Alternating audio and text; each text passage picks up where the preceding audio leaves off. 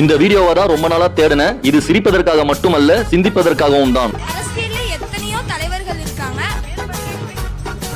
ஆனாலும் நீங்க பார்த்து ஆச்சரியப்பட்ட தலைவர்னா யாருங்கய்யா?